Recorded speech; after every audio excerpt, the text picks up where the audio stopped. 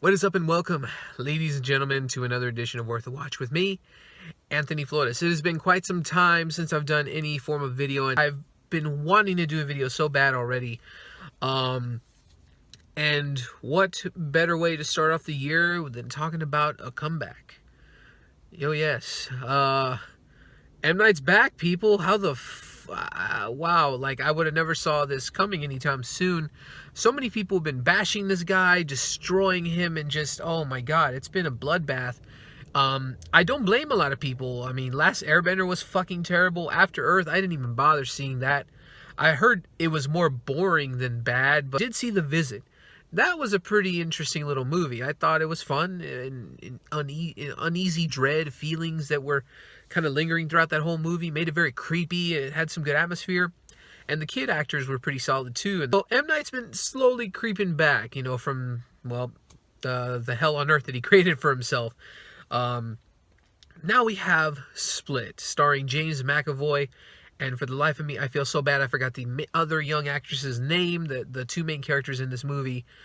Yeah, this, as you see, I'm sure you've seen by the trailers, this is basically a story of a man who has he has multiple personalities, and he's got 23 of them. It ends up kidnapping 3 girls for unknown reasons. You don't know why up until the end of the film, of course.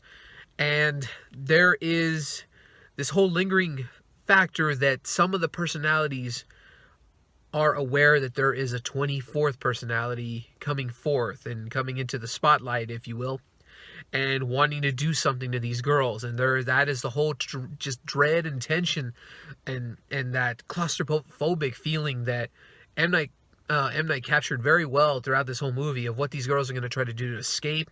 And some of these personalities actually don't hate these girls. They actually try to help them out a little bit.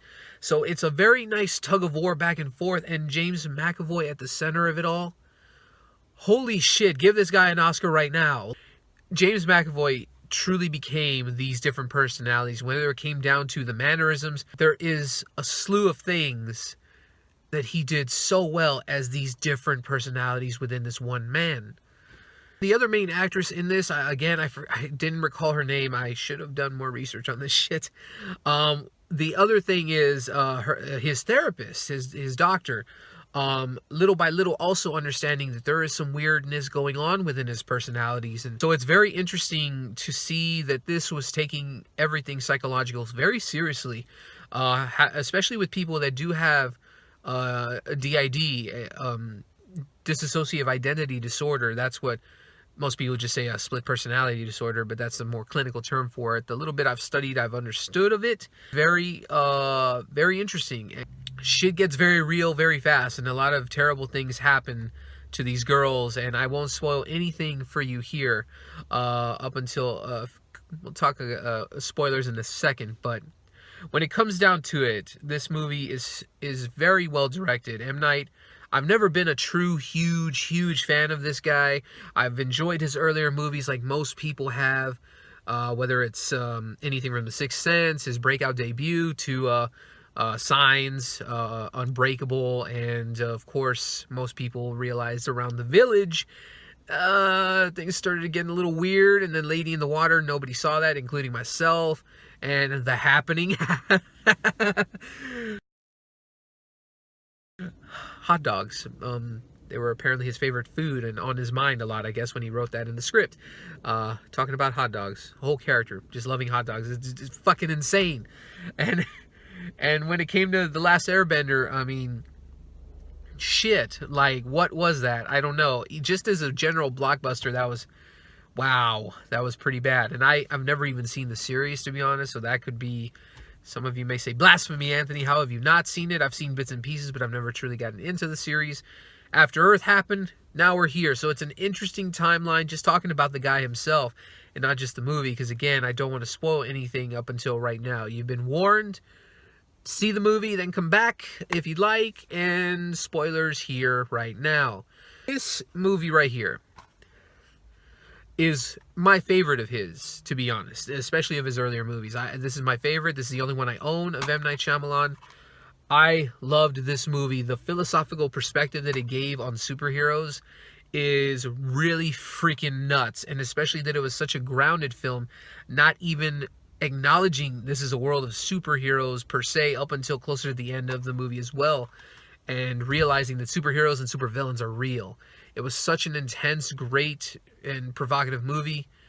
My favorite of his, hands down. And this movie is technically its sequel.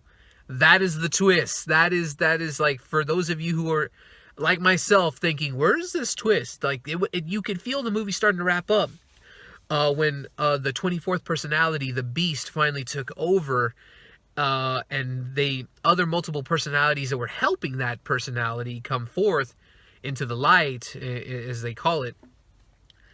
That is where they were dubbed the Horde by the news, and giving him a villainous nickname like Mr. Glass, which is brought up by Bruce fucking Willis at the end.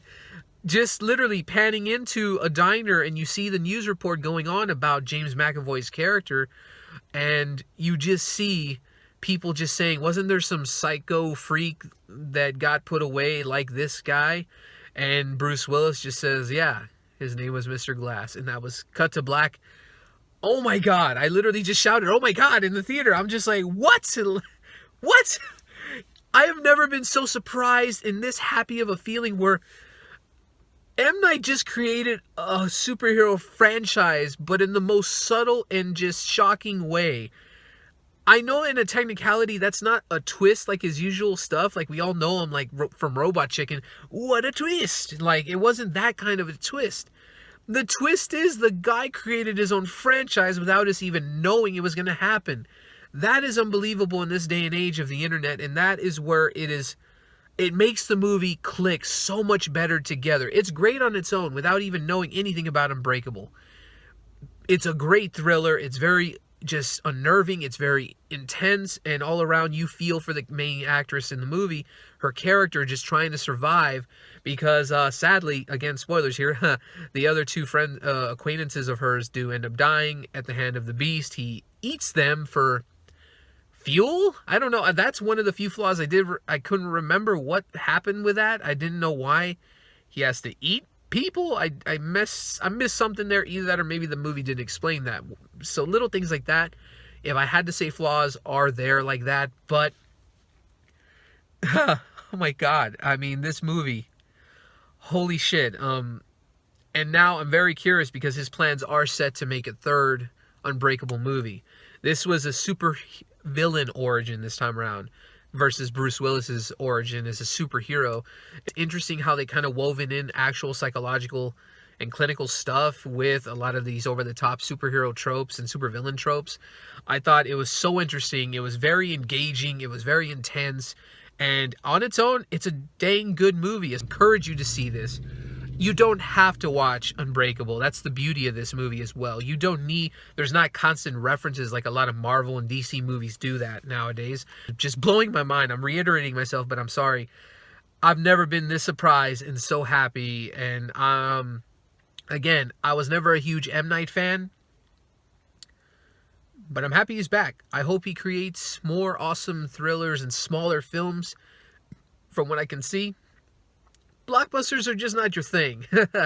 M. Night, don't do that no more. just focus on smaller and just more awesome little movies like this.